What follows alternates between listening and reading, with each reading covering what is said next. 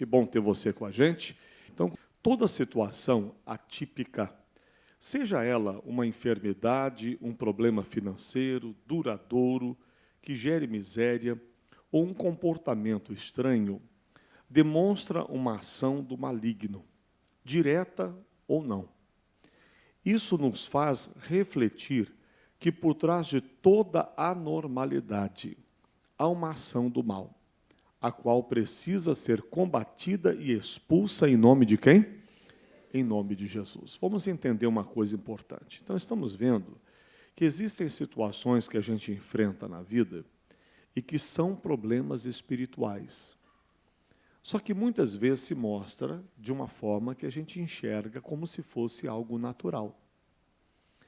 A Bíblia diz que o homem natural, ele não compreende as coisas do Espírito de Deus. O homem natural não entende, ele diz, a doença, é uma coisa física. Ele não entende como algo espiritual. O comportamento dessa pessoa é porque ele não presta, é porque ele não vale nada, é porque essa pessoa é de uma má índole. Ele não entende que por trás daquele comportamento há uma ação do espírito maligno na vida dessa pessoa. Ah, mas a vida está assim, é porque realmente não tem jeito, a culpa é disso, a culpa é daquilo, a culpa é de ser mais de quem. E aí a pessoa não entende que por trás dessa amarração na vida dela há uma ação espiritual atuando também. E assim por diante. Mas quando nós olhamos para as Escrituras e as examinamos com atenção, a gente começa a perceber que por trás de qualquer anormalidade há uma ação do diabo por trás desse negócio. E que nós precisamos combater. Na lição, a gente já diz de forma direta ou indireta. Existem casos que são possessões de espíritos maus, e aí é mais fácil de resolver. Porque quando a gente expulsa o demônio na hora, o doente é curado, o oprimido é liberto, a pessoa deixa a vida do crime, larga as drogas, enfim, é uma mudança tão linda que acontece na hora, que a gente olha e vê radicalmente a coisa acontecendo. Quando ela é uma ação maligna direta do demônio. Quando não é uma ação direta do espírito mal, é indireta, essa é que é mais trabalhosa. Porque o demônio percorreu um caminho, criou situações que geraram aquele sofrimento. Esse dá mais trabalho do que aquele que é uma ação direta. A ação direta é simples de resolver. Amarrou o demônio, expulsou o demônio, acabou. E a pessoa é liberta. Vamos continuar na nossa lição. O Senhor Jesus expulsou o demônio que impedia um homem de falar. Está lá no livro de Lucas, capítulo 11, versículo 14 ao 26. Vamos dar uma olhadinha lá rapidinho, por favor? Lucas 11. Como temos muitos textos bíblicos para ver, não vamos conseguir ver todos, né? Mas vamos ver alguns deles. Lucas 11 descreve assim: e estava ele expulsando um demônio, o qual era mudo. Então havia um demônio que fazia essa pessoa ser muda tanto quanto ele, né? Ele não falava, estava lá na vida da pessoa e impedia essa pessoa de falar. E aconteceu o quê? Saindo quem? O demônio. O mudo falou. É assim. O demônio sai da miséria, a pessoa começa a prosperar. O espírito sai do vício e a pessoa perde o desejo do vício. O espírito da prostituição sai, a pessoa larga a vida promíscua. O demônio saiu da miséria, o espírito da miséria saiu, a pessoa começa a prosperar em qualquer área da vida. Então diz, e o espírito mudo saiu, e o que aconteceu? O demônio saiu e o mudo falou. E maravilhou-se a multidão. Mas alguns deles diziam, ele expulsa os demônios por Beelzebu, príncipe dos demônios. Sempre tem aquela pessoa, aqueles que o demônio levanta para querer falar o que não deve, né? Mas aí o que aconteceu? E outros tentando, pediam-lhe um sinal do céu. Mas conhecendo os seus pensamentos, disse-lhes: todo reino dividido contra si mesmo será assolado, e a casa dividida contra si mesma cairá. E se também Satanás está dividido contra si mesmo, como subsistirá o seu reino? Pois dizeis que eu expulso os demônios por Beelzebu. Quer dizer, não tem como demônio expulsar demônio. Só se expulsa demônio em nome de Jesus.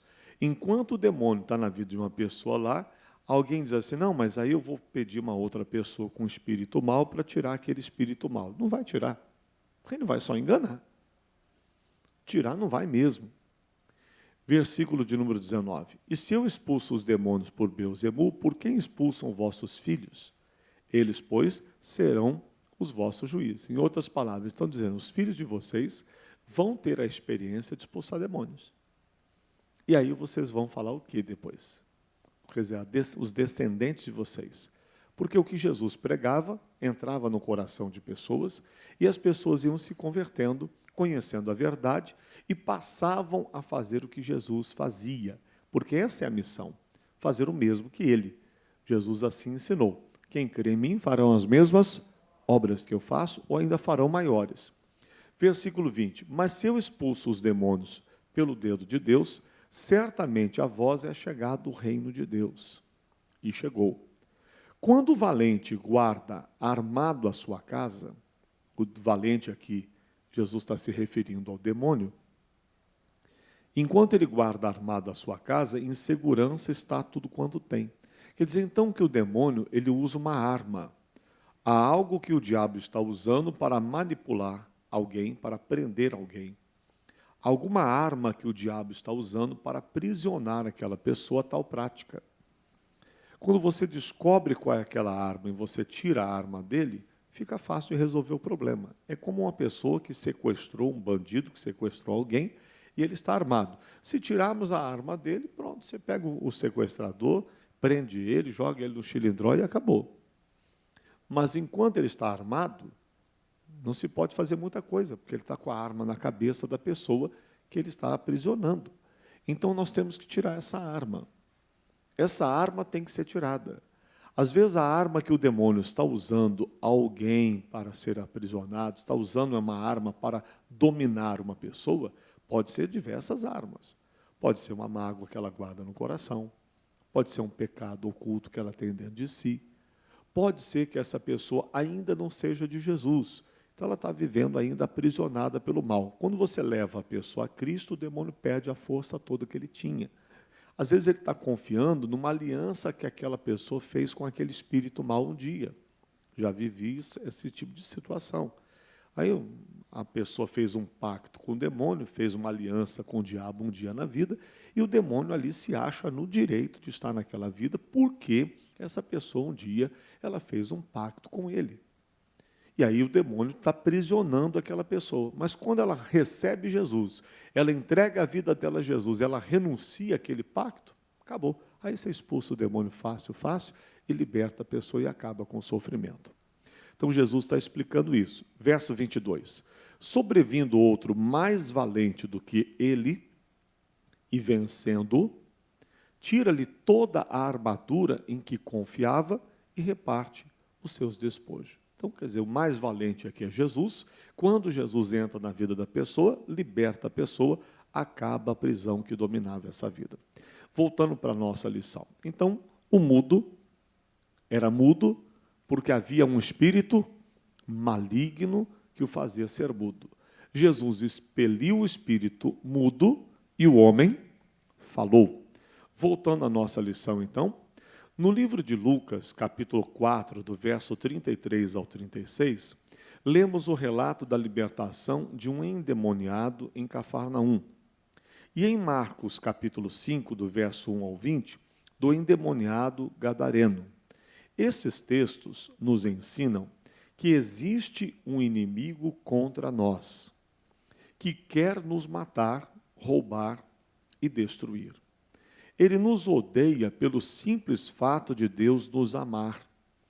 Jesus o identificou como o ladrão. João 10:10, Jesus disse: o ladrão vem senão a roubar, a matar e a destruir.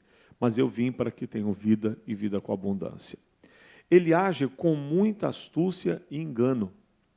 Por isso, alguns estão sendo oprimidos por ele, mesmo sem perceber. Seu nome é Satanás, adversário.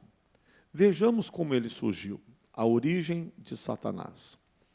A palavra Satanás significa adversário, inimigo. Ele é um anjo que se rebelou contra Deus e foi expulso do céu, tornando-se um anjo caído. O profeta Ezequiel traz detalhes sobre Lúcifer, nome que o descrevia antes da queda. Leia Ezequiel 28, versículo 13 ao 18. Vamos lá para o livro de Ezequiel. Ezequiel, capítulo 28,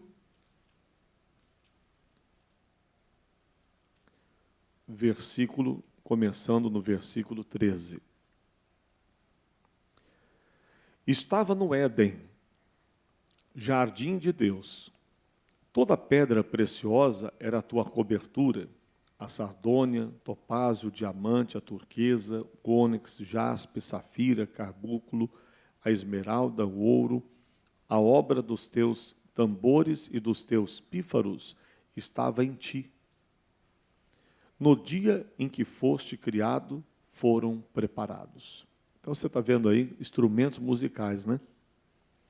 Não é por um acaso que o diabo usa muito a música para aprisionar pessoas. Não é por acaso. Os ritmos musicais, instrumentos musicais. Pastor, mas então a música é do diabo? Não. Todos os ritmos musicais são de Deus, foi Deus que criou. Mas o diabo se utiliza sabendo do quanto esses ritmos musicais podem, de alguma forma, influenciar nas pessoas. E ele, então, se utiliza disso, aprisionando pessoas com letras, algumas letras pesadíssimas, né?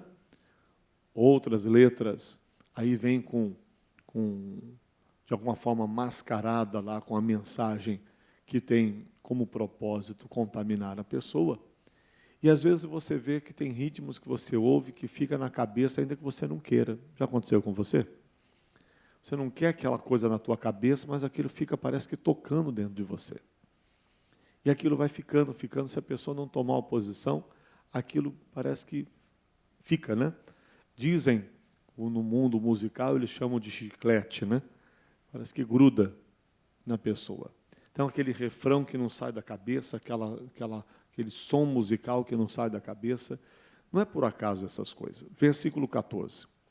Tu eras querubim ungido para proteger, e te estabeleci. No monte santo de Deus estavas. No meio das pedras afogueadas andavas. Perfeito eras nos teus caminhos, desde o dia em que foste criado, até que se achou iniquidade em ti. Na multiplicação do teu comércio, se encheu o teu interior de violência, e pecaste, pelo que te lançarei profanado fora do monte de Deus, e te farei perecer, ó querubim protetor entre pedras afogueadas. Isso aqui é um alerta para nós quando ele fala aqui do teu comércio. Do teu comércio. Lá em Apocalipse a Bíblia vai falar para a gente sobre mercadores de almas. O diabo, ele faz de tudo para fazer da gente como se fosse um comércio, dos seres humanos como se fosse mercadorias. Onde o diabo está tentando, de alguma forma, nos usar como mercadoria. Você sabe que a Bíblia diz para nós que uma das coisas que devemos estar alerta é com o Deus Mamom. Porque ele sempre quer tomar o lugar do Deus Todo-Poderoso. A Bíblia diz que não dá para servir a dois senhores ao mesmo tempo. Hoje no mundo, as pessoas estão adorando esse tal desse Deus Mamom, esse falso Deus. o dinheiro, a riqueza. Tem feito com que pessoas vendam as almas das pessoas. Faz com que, por causa do dinheiro, as pessoas usem as pessoas como mercadorias. Elas não enxergam os seres humanos como seres humanos. Infelizmente, o mundo que vivemos é um mundo mau. Um mundo corrompido pelo pecado. Onde nós não valemos muito mais do que alguns centavos, algum dinheiro, algum recurso. Se não for isso, o homem não está nem aí para a gente. Vigie quanto a isso. É esse demônio que está aqui descrito aqui. O que mais ele diz para a gente aqui? Versículo de número 17. Elevou-se o teu coração por causa da tua formosura. Outra coisa que nós precisamos tomar cuidado. O orgulho. Lembre-se que Lúcifer era perfeito e se perdeu. Elevou-se o seu coração por causa da tua formosura. Outra coisa que a gente tem que estar atento. É com orgulho. As pessoas, às vezes, elas se perdem e se perdem como Satanás se perdeu. Do mesmo caminho. Se enche de orgulho. Isso é uma coisa que o demônio quer plantar dentro do coração das pessoas. Por que está tão em moda essa coisa da beleza? A indústria da beleza no mundo arrecada milhões. Ou será se eu estou falando certo? Às vezes não é nem milhões, é trilhões, quadrilhões, sei lá quantos aí. É muito dinheiro. A indústria da beleza. As pessoas querem cada vez se achar mais bonitas, não é? E o padrão de beleza é muito questionável isso. E o mundo se envolve com isso de uma forma, quando não é a beleza, é essa coisa da pessoa querer se mostrar melhor, saber mais. Sempre o conhecimento tenta fazer com que a pessoa se torne mais cheia de si, do orgulho humano. Então as pessoas cada vez mais, você pode ver que nos dias de hoje, eu me lembro quando criança, eu ouvi a minha mãe me dizendo, meu filho, você tem que estudar, você tem que pelo menos fazer, na época, o 2º grau, porque sem 2º grau, você não consegue, em São Paulo fala lixeiro, né? Que trabalha nos caminhões de lixo, os garis daqui do Rio de Janeiro. Se lá em São Paulo, a história a gente ouvia isso. Eu lembro lá num barraco onde eu morava, e minha mãe dizia para mim, você tem que estudar, você tem que pelo menos fazer o 2º grau, porque se não fizer o 2º grau, você não consegue um emprego nem para ser um lixeiro, como chamam lá em São Paulo. Hoje em dia, se fala de doutorado, isso é pouca coisa. Você faz a faculdade, o doutorado, o mestrado já não é uma grande coisa mais. As coisas vão caminhando de uma forma que o conhecimento cada vez tem que ser maior e maior e maior e maior. E o grande problema não é o conhecimento em si, mas é o que o conhecimento às vezes faz com a pessoa. Às vezes é bom, claro que é importante você saber das coisas, porém, você tem que trabalhar o seu coração, porque senão você começa a achar que você é mais do que é de fato. Aí o orgulho toma conta. A pessoa consegue algo na vida e começa a achar que já é alguma coisa. Já ouviu alguém dizendo, fulano parece ter um rei na barriga. Não é? Parece que o fulano é mais do que realmente de fato é. Esse orgulho elevou-se o seu coração. A Escritura diz que antes da queda, eleva-se o coração do homem. Antes da pessoa cair, ela começa a se achar alguma coisa. Todo mundo que caiu em alguma prática pecaminosa, em algum erro na vida, o orgulho foi antes dessa queda. E ele diz, elevou-se o seu coração por causa da formosura. Corrompeste a tua sabedoria por causa do teu resplendor. Por terra te lancei, diante dos reis te pus, olha onde ele foi parar, para que olhem para ti. Pela multidão das tuas iniquidades, pela injustiça do teu comércio, olha a injustiça do comércio, profanaste os teus santuários. Eu, pois, fiz sair do meio de ti um fogo que te consumiu a ti e te tornei em cinza sobre a terra, aos olhos de todos os que te veem. E é isso que vai acontecer com o demônio. Mas, até que isso aconteça, nós vivemos num mundo que a Bíblia diz jaz do maligno. E ele começa desse jeito tão bem e se perde. O profeta Isaías também, voltando à lição, o profeta Isaías também fala sobre ele. Isaías capítulo 14, verso 12 ao 15, eu não vou ler para não me estender, depois você lê em casa. Na tradução da Bíblia fiel, traz esse nome: como caíste desde o céu, ó Lúcifer, filho da alva. O que perverteu Lúcifer, o anjo de luz, foi o orgulho. No coração, ele desejou ser maior que Deus. Por consequência de sua altivez, soberba e rebelião, ele foi expulso do céu, juntamente com 1/3 dos anjos, que se contaminaram com sua astúcia. Veja essa narrativa lá em Apocalipse, no capítulo 12, versículo 3 ao 9. Não faz muito tempo estudamos esse texto, não vou voltar a ele, mas você pode ler depois. Então, estamos vendo aonde foi que o diabo começou com essa situação toda, por que ele está aí nesse mundo. Lá em Apocalipse 12, diz que ele foi precipitado na terra. Então, ele começou a atuar aqui nesse mundo. Como ele age? Vamos ver isso? Após a queda, Satanás se tornou o inimigo número 1 da humanidade. Para afrontar a Deus, ele tenta destruir-nos, pois somos a obra-prima da criação divina. Foi ele quem, disfarçado de serpente, tentou Eva a duvidar de Deus.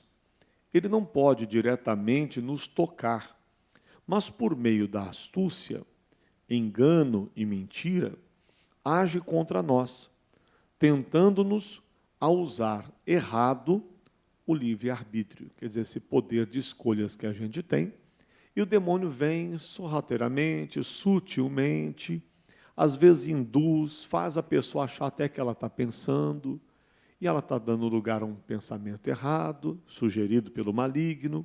A concupiscência da carne da pessoa inclina-se para uma certa prática, a pessoa fica explosiva, a pessoa age de tal forma, a pessoa magoa alguém, fere o outro, interesses escusos, e aí vai. E aí só Deus sabe como é que a coisa realmente se perde no coração de muita gente.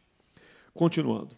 Orgulho, independência, individualismo, soberba, desejos da carne, justiça própria, dúvida, desconfiança, medo, traição, são alguns dos ardis de Satanás para nos atingir. Então, essas coisas nós temos que estar bastante atentos, porque o demônio vai querer usá-las contra nós. Porém, ele só conseguirá se cedermos às tentações.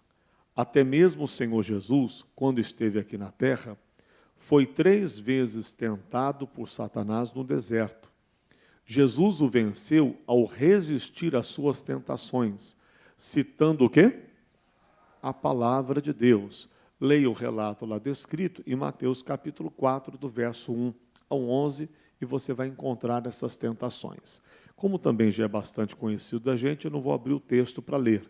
Mas todas as vezes que Satanás tentou Jesus, tentou em algo, primeiro tentou em algo que ele tinha necessidade, que era comida. Ele tinha fome. Então, na necessidade que a pessoa tem que estar atenta. Eu tenho necessidade de algo. E se a pessoa não vigiar, naquela necessidade ela é tentada. Seja em que área da vida for. Você tem necessidade de algo? Cuidado. Fique alerta. Porque essa sua necessidade pode te levar à queda, à perdição eterna, à corrupção, a estender a sua mão a algum tipo de prática iníqua. que vai contaminá-lo, que vai te separar de Deus e vai te causar um dano eterno. Então, vigie com isso. As suas necessidades podem ser usadas contra você mesmo. E é isso que o diabo faz. Então, a pessoa tem uma necessidade, às vezes uma carência, e o diabo usa alguém para tentar suprir essa carência, mas alguém errado. É uma carência que a pessoa tem, e o diabo aproxima uma terceira pessoa para destruir um casamento. É uma carência que deveria ser suprida dentro do casamento, pelo cônjuge, e que às vezes uma lacuna ficou ali, o diabo criou uma situação, e aí o diabo aproveita para querer trazer uma terceira pessoa para suprir uma carência que não foi suprida dentro de um relacionamento. É uma necessidade. É a pessoa que está com uma dívida, está com um problema financeiro, e aí surge, dizem que a oportunidade faz o ladrão, né? E o demônio vem com aquela sugestão do inimigo. Não, você pega, ninguém vai saber, ninguém vai ver. Depois você devolve. Tudo mentira de Satanás. E a pessoa, na necessidade que ela tem, cede àquela tentação e se perde completamente. E aí ficaríamos falando aqui de tantas situações que levariam pessoas à queda. Seja essa necessidade sua qual for, lembre-se, o nosso Deus suprirá em glória por Cristo Jesus cada uma das nossas necessidades. Vá a Ele, creia nele, busque a Ele. Senhor, o Senhor disse que supriria as minhas necessidades. Então, supra, Senhor, as minhas necessidades. Mas eu não vou ceder ao demônio. Amém, pessoal? Não vou fazer acordo com o diabo.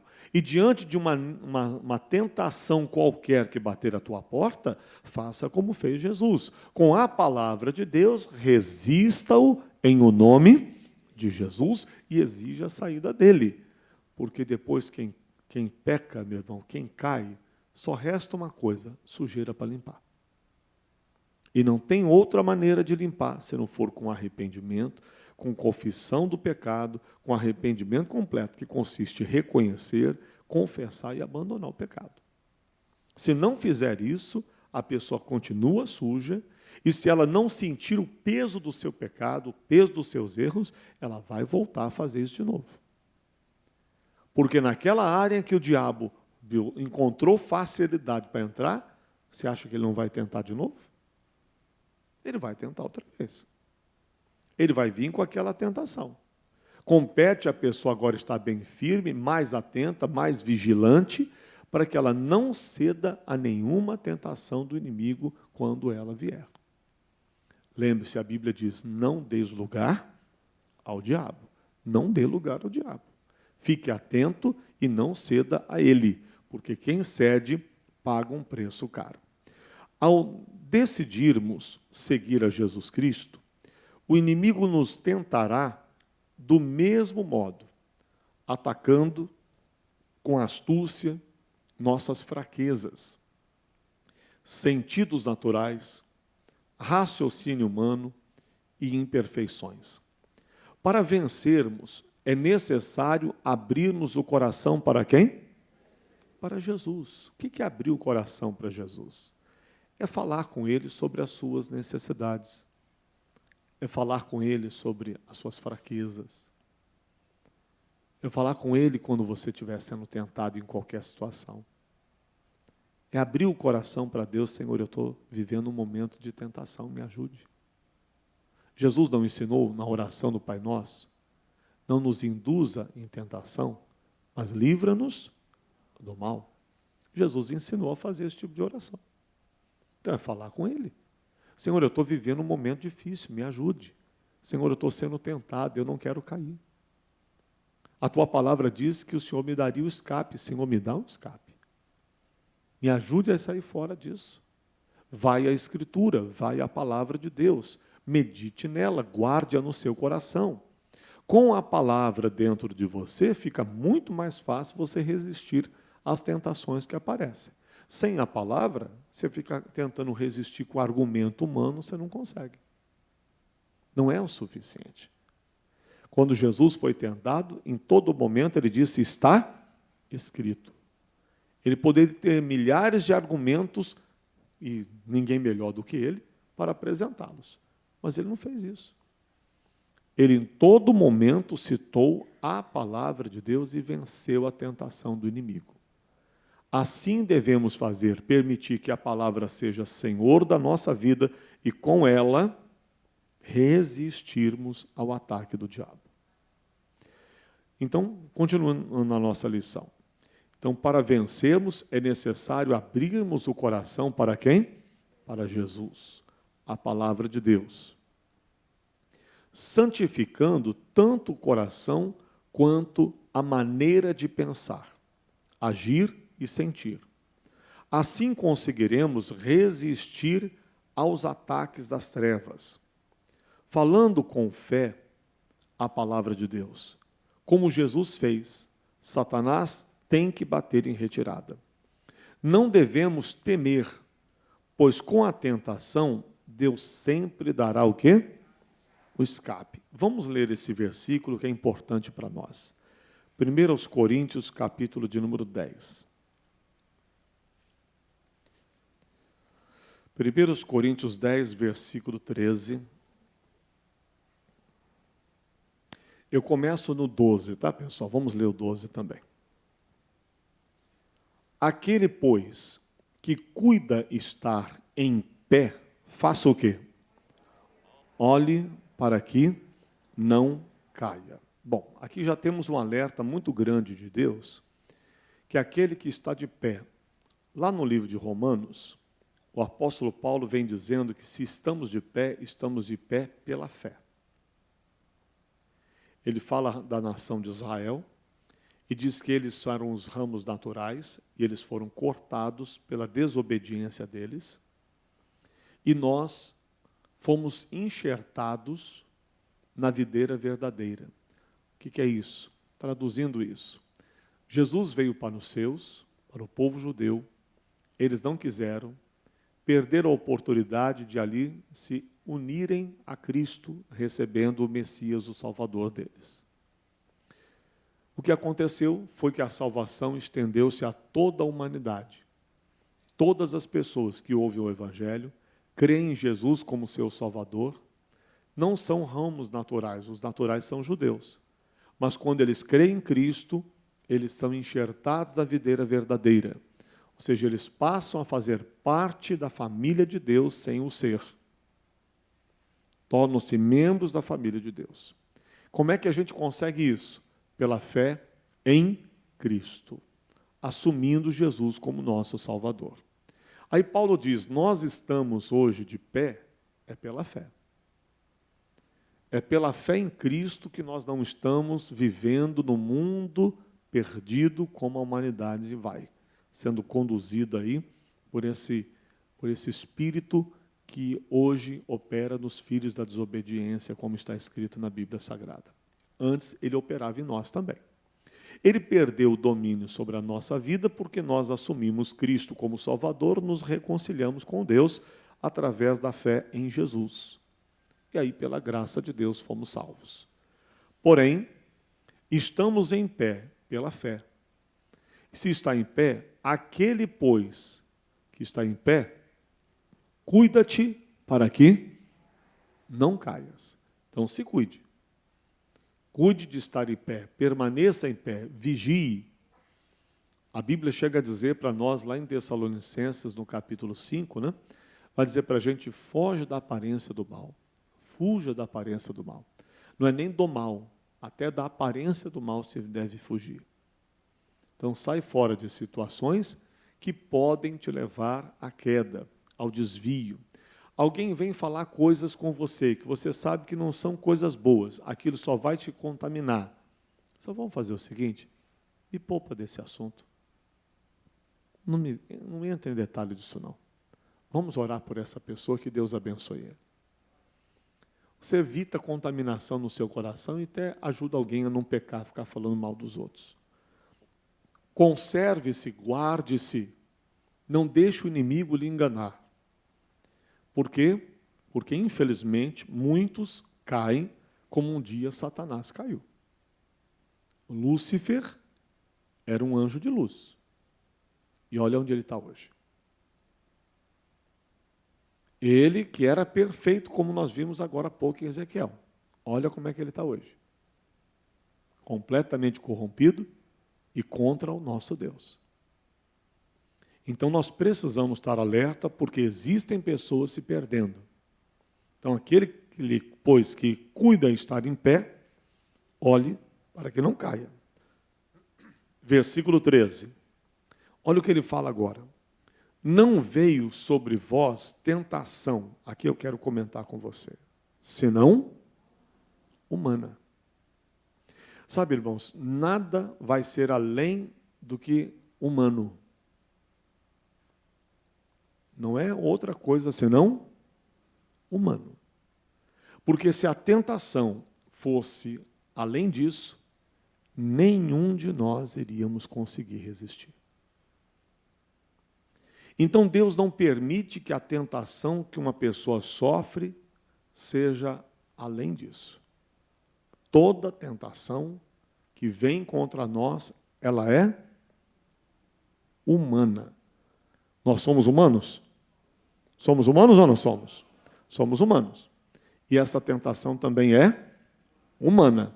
Então ela não vai além da condição de, como humanos, resistirmos. Ela é humana. Não veio sobre vós tentação senão humana. Que mais? Mas fiel é Deus. Nunca Ele deixará de ser fiel. Ele é fiel sempre. Até quando somos infiéis, Ele permanece fiel, porque não pode negar a si mesmo. Então Ele é fiel. Essa tentação é humana e Deus é fiel, que não vos deixará tentar. O quê? Acima do que podeis. Então, toda pessoa que cai, ela cai porque ela cedeu. Ela não foi derrubada. Ela cedeu à tentação. Toda pessoa que cai, ela caiu porque ela afrouxou. Porque ela aceitou a tentação. Não é algo além da condição dessa pessoa, além da capacidade dela resistir. Não é. Essa tentação é humana. Ela caiu porque ela cedeu. Então, se você diz, pastor, eu não consigo, sabe? Quando eu vejo, eu já estou fazendo. Não é verdade. Não é verdade. Essa tentação é humana. Ela não é maior do que a sua capacidade de resisti-la. Só que você, de alguma forma, quis o resultado. Então você cedeu. Você fez. Aí está a participação do homem. Quando Satanás tentou a Eva, Satanás tirou o fruto da árvore e deu na mão da Eva, cortou ele direitinho, deu até aqui num pratinho para você comer com um garfinho, né? Fez isso? Não. Quem pegou o fruto? A Eva. Ela pegou o fruto. Ela tomou o fruto na mão. E ela mesma tinha dito há minutos antes para o diabo: Satanás, o Senhor disse que não é para eu tomar esse fruto. Mas ela foi e tomou. Não era para ela pegar, ela pegou. Não era para ela comer, ela comeu. Ela foi enganada por Satanás, se deixou ser lubridiada de alguma forma. Mas por quê? Porque a concupiscência que havia dentro dela. A Bíblia diz que ela olhou para o fruto e aquele fruto era desejável para se dar entendimento. Cuidado com o que você deseja. Todos os nossos desejos precisam ser controlados. Quando você não controla, você é controlado por eles. Todas as suas vontades precisam ser controladas. Deus criou o homem para dominar, não foi para ser dominado. Quando o homem se deixa ser dominado por alguma coisa, ele cai. Então não se deixe ser dominado pelo inimigo. Conserve-se em Deus. Como diz a Escritura, sujeitai-vos, pois, a Deus. Resisti ao diabo e ele fugirá de vós. Você tem que resistir àquilo que você sente-se atraído. Você tem que resistir. Tem gente que não consegue ver um doce e não comer. Pode parecer uma coisa boba. Controle isso. Então, daqui a pouco você tem uma diabetes, querido. Aí você vai pagar um preço caro. Vai sofrer. Para quê? Você tem que se dominar. Se você não se dominar, aquilo vai te causar um dano mais tarde. Tem gente, como eu gosto de um salzinho. Uma batatinha frita com salzinho em cima, assim, bastante sal. Achaste mel, diz a Bíblia, come o que te basta. Come o que te basta. Tudo que é demais é problemático. Ou você se domina, você se controla, ou então você vai ter problema. Eu não consigo ficar sem isso. Então, cuidado, porque isso aí pode te levar para a queda. Então, a gente tem que se dominar em tudo. Em tudo. A gente tem que se controlar, a gente tem que se dominar, a gente tem que ter equilíbrio. Quando foge esse equilíbrio, as coisas vão para um caminho problemático. E diz aqui, então a tentação não será senão humana, mas Deus é fiel, que vos não deixará tentar acima do que podeis. Então essa tentação nunca vai ser acima do que você pode resistir a essa tentação. Pastor, mas a minha vontade é esganar aquele miserável. Se controle, se domine, amarre esse espírito imundo que está querendo te levar lá para a derrota. Ele está querendo quer fazer você pagar um preço aí que vai ser feio depois. Lembre de Caim. Caim, o teu desejo será contra ti, mas sobre ele deves dominar. Está lá em Gênesis 4. Você tem que dominar esse desejo seu. O Caim não dominou, foi lá e matou o irmão, tornou-se um assassino e por isso foi amaldiçoado por Deus por causa daquilo que ele fez. O teu desejo não será além das suas forças de resistir, hein? Não é acima do que podeis. Antes, com a tentação, preste atenção, surgiu a tentação, com a tentação dará também o quê? O escape. Todas as vezes que nós temos uma tentação, preste atenção, tem um escape. Tem um escape. Tem uma saída. Por pior que possa ser uma tentação, aquela tentação, ela foi acompanhada de um escape. Está a tentação e o escape estão paralelos ali, um do lado do outro. Você escolhe se você vai ceder à tentação ou se você vai pegar o escape. Lembra daquele desenho animado? Saída pela direita ou saída pela esquerda? Tem um escape. Tem uma saída. Vamos sair fora. Sai fora daquilo que o diabo planeja para a destruição da sua vida. Não faça acordo com o inimigo. Com a tentação dará também um escape, para que a possais suportar. Então Deus deu o escape para que você possa suportar. Ele dá o escape que é para você não, de forma nenhuma, ceder àquela cilada que o inimigo preparou para a nossa queda. Irmãos, esse assunto é muito sério. E nós precisamos estar atentos com isso. Satanás, aquele que era perfeito, caiu. E o ser humano que é imperfeito? Só tem um jeito de não cair. É se apegar a Cristo. No temor da palavra de Deus. Andar na luz do Evangelho. na obediência à palavra, é que Deus vai nos conservar para a gente não se perder pelo caminho. Amém?